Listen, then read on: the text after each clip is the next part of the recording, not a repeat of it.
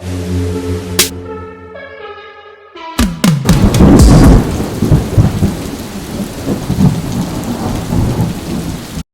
case you were wondering where the first 100 episodes have gone, now that our faces are on camera, we have to do a little bit of damage control and not say 100%. anything as controversial. Although, let's not lie, there will be a bit of controversial stuff. Because Just a little bit. Just a little bit. what was it like? And everyone just wondering when we were going to drop a face reveal, and now we're 100 episodes in. I guess when people don't know what you look like, it gives you, a certain extent of power, because people are focusing more on what you say as opposed to how you look when you say it. Yeah.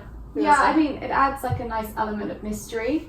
But then now, obviously, it's another layer of connection, I guess, because you see our facial expressions, our interactions on another level. So I think it's time to take it to this stage. So let's kick off with the trial ban that has been started by Instagram in relation to not showing the number of likes that posts get on Instagram. So from my understanding, it's already started in Australia and Brazil. I think Canada was... Yeah, Canada in May, and that wasn't actually in the news, which is interesting. No. It's only Brazil and Australia that's picked up the media. Exactly. I personally had difficulty visualizing how it would look. So I asked one of my friends that lives in Brazil to send it over to me. And from what I saw, it looks like it says Martha liked this photo plus other people. Mm-hmm. So you, as the Instagram user, would know who liked your post, but your friends wouldn't. They wouldn't have access to knowing how many likes you have.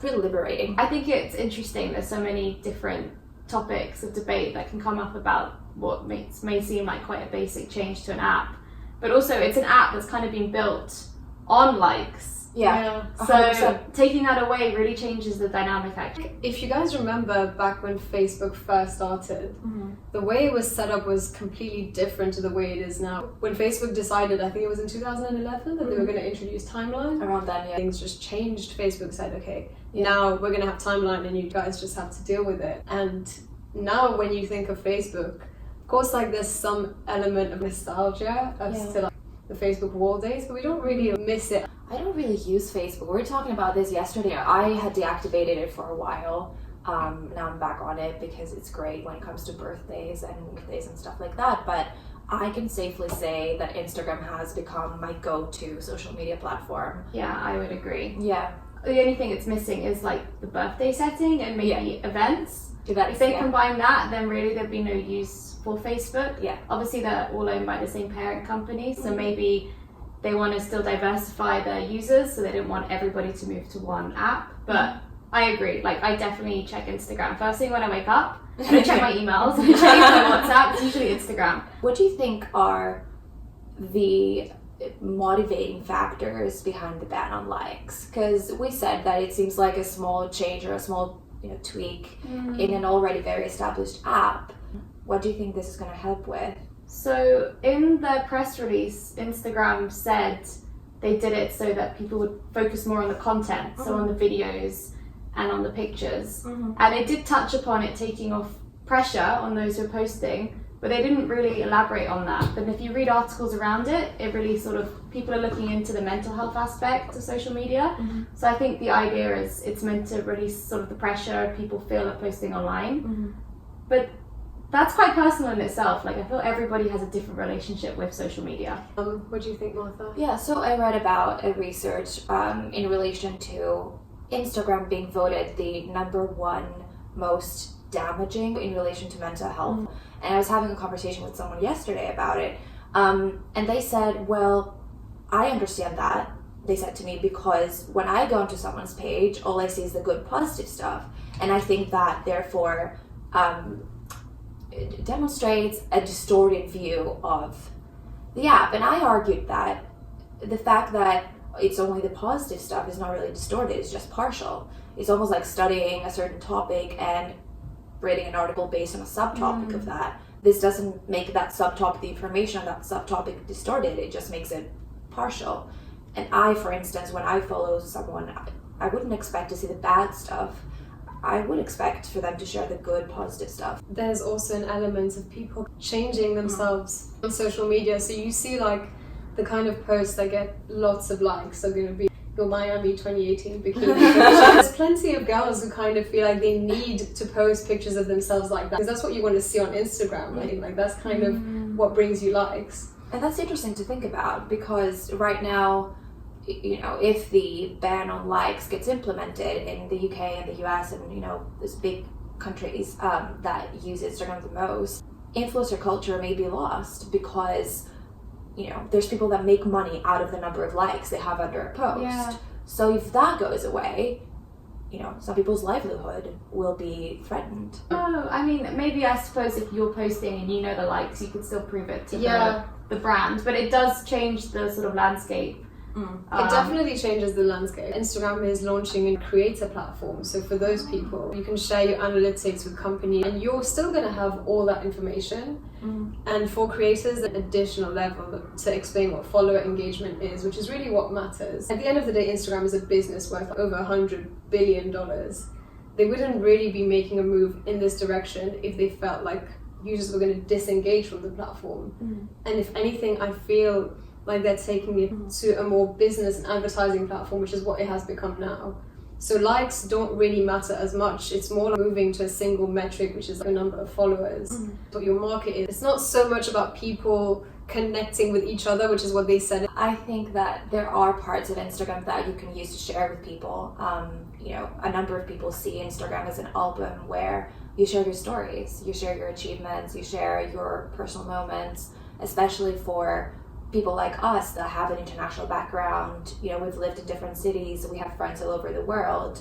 I can definitely see the marketing aspect of it, but I think a fair amount of people also still use it with, you know, its original intended use of sharing. But Instagram itself is trying to move away from that because people, as you said at the beginning, are completely disowning Facebook and moving to Instagram. They own both platforms and they want you to use both in different ways.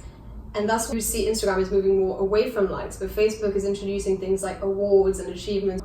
But can you reverse the trend? That's the thing. Because now that I don't have, like, neither of us have the Facebook app, and I don't really have any motivation to re-download it. It's like when I moved from MySpace to Bebo to Facebook to Instagram. I would never go back to using MySpace now. I don't even know if MySpace still exists, but I think that's the issue. Once you've sort of moved or evolved to another app, it's kind of difficult to bring the interest back. Unless their aim is to retain the current Facebook users. Because you can't necessarily convert back. There must be so many idle accounts. With MySpace, it was a little bit standalone, but Facebook is an octopus, which is like controlling Instagram, WhatsApp. We don't really have a choice but to engage. A lot of people in our generation don't really use it. So I can see that as the parent company of Instagram, they would want to retain, you know, users using both platforms, but I think that's sort of far from reality. Do you remember, like, I think it was like 2 or 3 weeks ago when WhatsApp, Instagram, and I guess Facebook, none of them were working for like 4 hours. We were dying. Panicking. We were panicking the whole day. And people got to Twitter, you know, good old Twitter. You can always rely on it. So people would complain about Instagram not working on Twitter. You know, if I was the founder of Twitter, I would be really... It's definitely a generation problem. Yeah, exactly. There was this sociologist called Gutfield, and what he said was that people use social media to brand themselves into a role that they then end up feeling forced to perform. And this could be a good thing and this could be a bad thing. And so if you're portraying your best possible moments on Instagram and you're building this brand for yourself, actually in your reality you end up becoming that. You end up wanting to fully demonstrate those characteristics that you have on your Insta page because that's who you are. You've believed that persona. So is that a good or a bad thing? That's tough.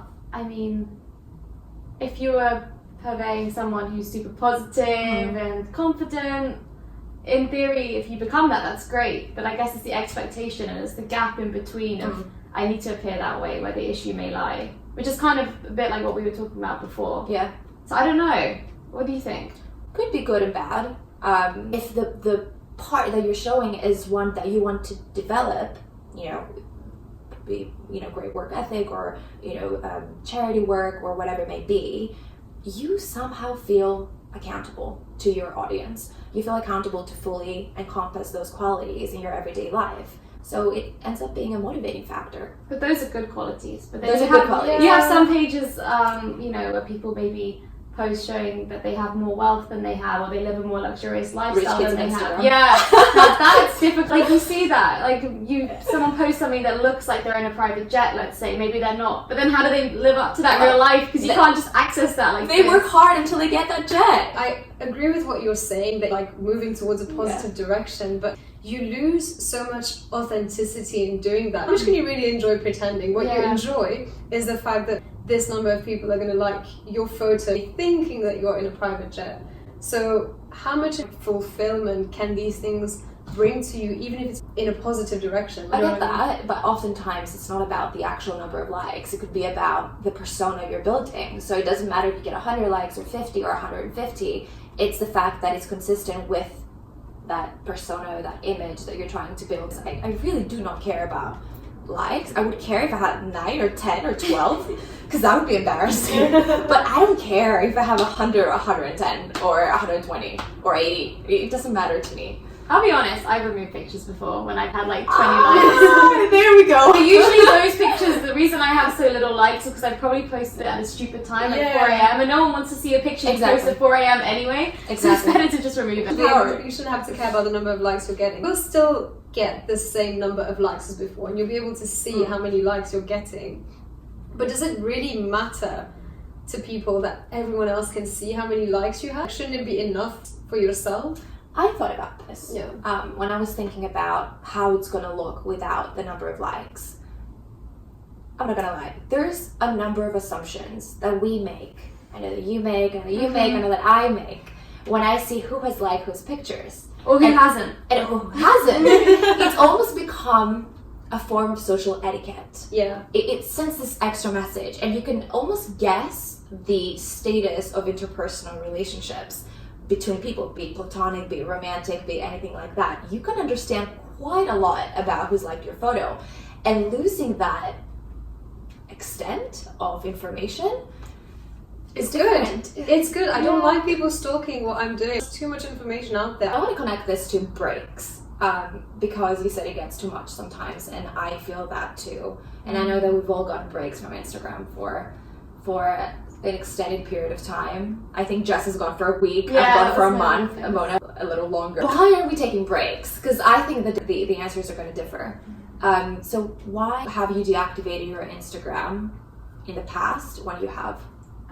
For me, it was the main motivating factor was I saw how much time I was spending on it, and it freaked me out. And I need to like cut this habit. Yeah. Famous last words. So like I was reading, and statistically in the US, so I can't say for the UK, but there's a study that shows that the average social media user spends 2 hours and 22 minutes a day on social media. So that I guess be it Instagram, WhatsApp, Facebook. And it's, I just found, suddenly I got the pop-ups on my phone. I don't know how, because I didn't set any settings for that. It was like a sign, like, you've spent this much time today, screen time. I was like, okay, this is an issue. And like work was slow, and I just realized I was putting so much importance on something that wasn't really giving anything back to me. I needed to focus on other aspects of my life. Yes, it was only a week. Actually, going on, but taking a week off, or a month, or maybe even just a couple of days, when you do go back online, it does change for a short period of time, the way you use it. Like, it wasn't like, oh, I'm back on it, I was on it full stop. I didn't really, then you go full circle. Yesterday when I was updating my phone and I couldn't get hold of my apps, like WhatsApp for 6 hours, Instagram for like 3 hours, I was going a bit like, crazy. So maybe, where's the rest maybe of it's time that I take a week off again. It's interesting, actually, what I have noticed when I leave Instagram. I do it, first of all, I do it because I want to increase my productivity, or I need a break. And it's almost like a personal challenge that I have with myself, where I want to see if I can do it. Interestingly enough, whenever I deactivate Instagram, I get a lot of texts, a lot of calls, people asking, are you okay? Is everything fine? Yeah. Why have we reached a point in this generation where deactivating a social media platform should be a reason for concern? You know, what does I this see what you're saying. Yeah. A lot of What people does do this ask that. say about Well, I our think generation? there's like one aspect of maybe laziness and the whole idea that we're more connected now but more disconnected. Yes. So I see that you post that you're having a coffee or you're going to the gym So or you know you're sunbathing, you're having a nice day, so I know you're okay, or at least it appears to me that you're okay. Yeah. So I don't bother asking you. Actually, you may not be okay, but I don't ask because I see, and I guess passively we're interacting with one another. So I think there's that element, but I also agree it is sad that if you remove something, People everyone's think like, are you something's okay? wrong. Yeah, something happened. I am pretty active on social media, especially Instagram. I use it for a number of reasons though. You know, I'm the annoying friend that sends, you know, my 5-6 close friends 3 memes a day on a minimum. But I also use it to just for educational purposes, just to keep up with political news or anything like that. But I also use it as an album, like an album of my memories, so I can then go back, and I love doing that and scrolling back and remembering stuff. You know, you're building memories, so I use it for that too. It's like an online album. We're just sharing our life, like, Yeah. you know, when they brought out the stories aspect, I think they had 150 million users in the first year using the stories, and now it's 500 million, nearly Wow. 500 million. Yeah, that's the Like, thing. that's like I said, going to the gym. You know what your friend that you met once that now lives in Australia, what their pajamas look like. Like you see everything.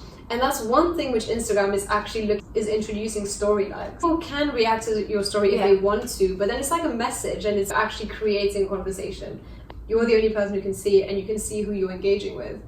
It's interesting. I don't know if it is necessary, because you already react, like you said, and then you can reply, so it is a personal message. And if you want to like it, you can still send a little emoji with a little heart eye. Yeah, speaking from a personal perspective, even if I like someone's story, if I have to react to it, I'll think twice because I know it's going to start a conversation. Yeah, especially if it's someone you don't necessarily Yeah, interact with exactly. that much. Not always. They can react, sending a little fire, That's a still a little message, heart, and though. then you can just like. But it's not a little fire. There's like 7 of them. Yeah. What do you guys think about the Face app?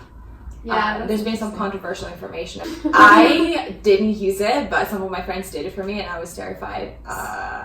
But what about the fact that Russia has apparently information regarding the data that we put into that app? You mean that they're the developers of the app? But I think it's probably first worth mentioning, this actually isn't the first Face app scandal. I don't know how I managed to miss this, but I wasn't so active on social media 2 years ago, I guess.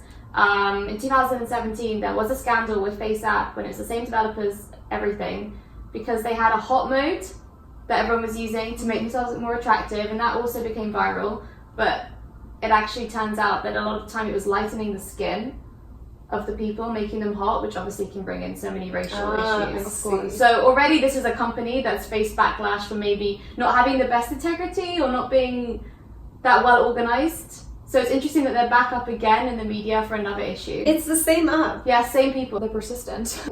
We are a generation that, you know, I think maybe one of the first generations that shares such, you know, big amounts of data, and oftentimes we're very careless with it. For example, when we connect to a public Wi-Fi or when we sign up for, you know, various apps, you know, suddenly we give access to all of our data without second thought.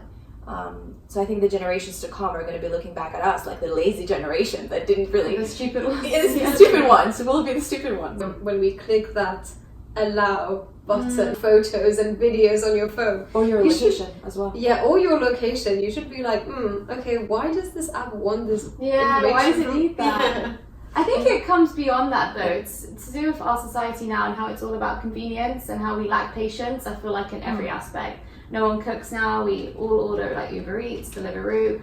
Everyone's posting this picture. Okay, I need this app. Am I going to read the terms and conditions? No. I'm just going to click yes. Like it goes beyond just the viral aspect of a funny picture. Like the way we do everything actually, and also you know, your parents would always tell you, like, don't tell someone where you live, don't tell them your address. We're getting Ubers and captains all the time. Yeah. We have, like, the delivery people bring up our food, like, even if we're in an apartment, up to our literal front door. Like, we share in so many ways So beyond much. just the data we give to apps as Yeah. well. Like, it's just so different to say how it would have been 30 years. My ASOS delivery driver was like, didn't you used to live giving my address before. They know everything. That is actually insane. Hence the GDPR, which has been introduced, where you have to let go and destroy any information that you've had, in the past. I'm not sure to what extent though this happens by companies and to what extent they actually destroy the existing personal data that they have.